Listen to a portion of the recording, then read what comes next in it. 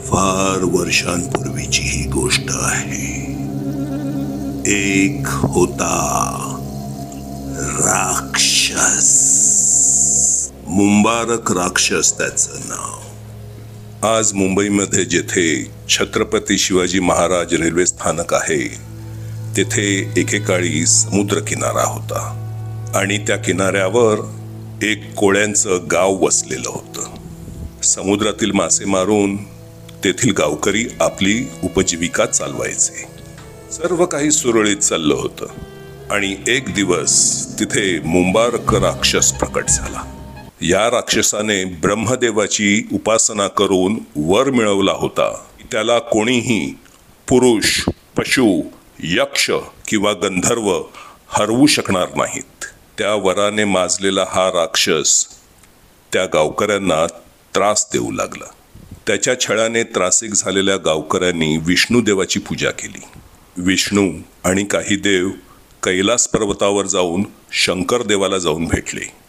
तेथे जमलेल्या सर्व देवांनी आपल्या अंगातील काही अंश दान करून एका देवीला जन्म दिला।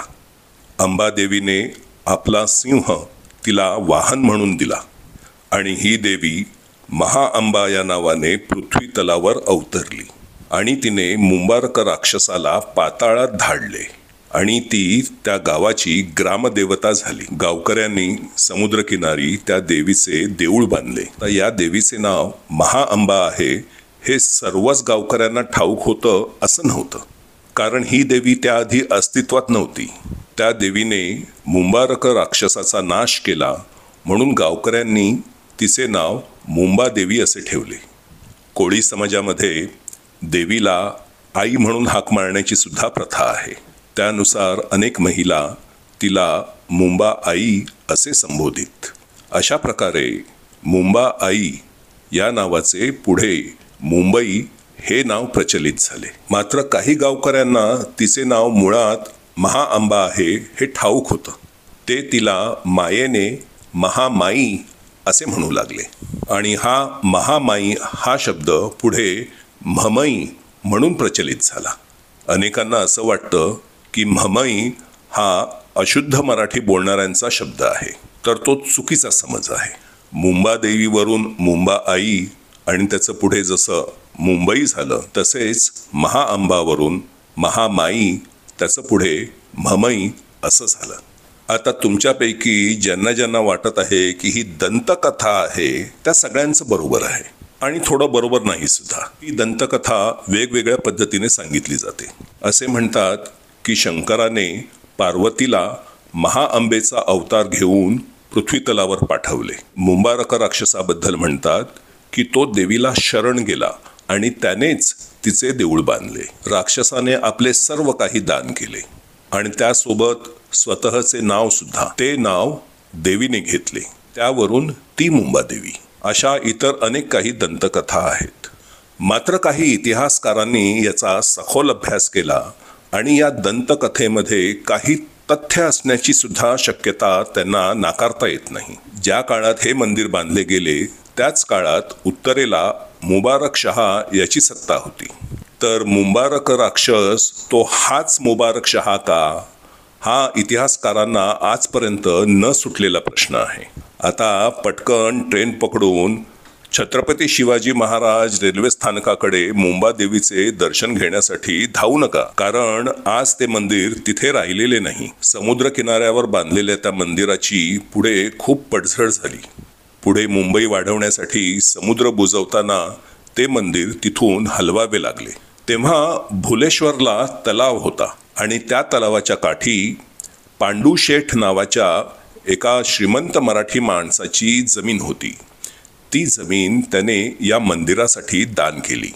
पुढे तो तलाव सुद्धा बुजवण्यात आला। मात्र मुंबादेवीचे मंदिर आजही तिथे अगदी दिमाखात उभे आहे। आपली गोष्ट आज इथेच संपत नाही। पुढे मुंबईचे बॉम्बे झाले। मला पूर्वी असे वाटायचे की इंग्रजांना शब्द नीट उच्चारता येत नाहीत, त्यामुळे चुकून ते मुंबईला बॉम्बे असे म्हणत असतात। मात्र मुंबई आणि बॉम्बे ह्याच्यामध्ये काडीचाही संबंध नाही आणि ते नाव इंग्रजांनी सुद्धा ठेवलेले नव्हते। पोर्तुगीज जेव्हा भारतात व्यापाराला आले, म्हणजे इंग्रजांच्या आधी, त्यांना मुंबई हे बंदर सोयीचे वाटले आणि त्यांनी या बंदराचे नाव बॉम्ब बहिया म्हणजे चांगले बंदर असे ठेवले. भारतीय पोर्तुगीज भाषेमध्ये त्याला बॉम्ब बेम असे सुद्धा उच्चारित. त्यानंतर पुढे इंग्रज आले. आता इंग्रजांना नाहीतरी धड उच्चार करायचे वांदे. त्यांनी बेमच्या ऐवजी तिथे खाडी असल्यामुळे बे म्हणून वाचले. इंग्रजीमध्ये बे म्हणजे खाडी आणि ते आपल्या अकलेप्रमाणे बॉम्ब प्रदेशाची खाडी म्हणजेच बॉम्बे असं म्हणू लागले. आणि मग उजाडले सन 1995.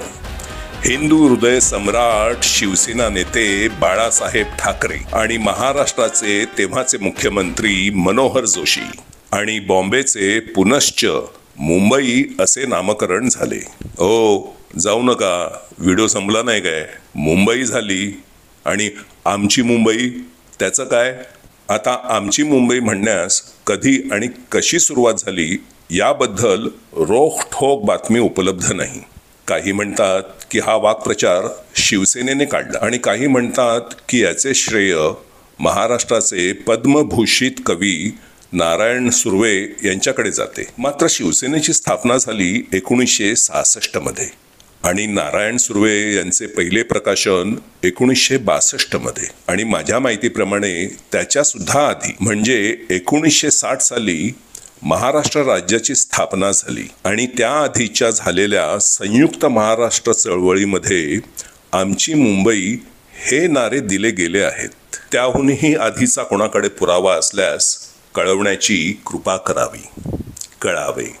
लोभ असावा आपला शामू.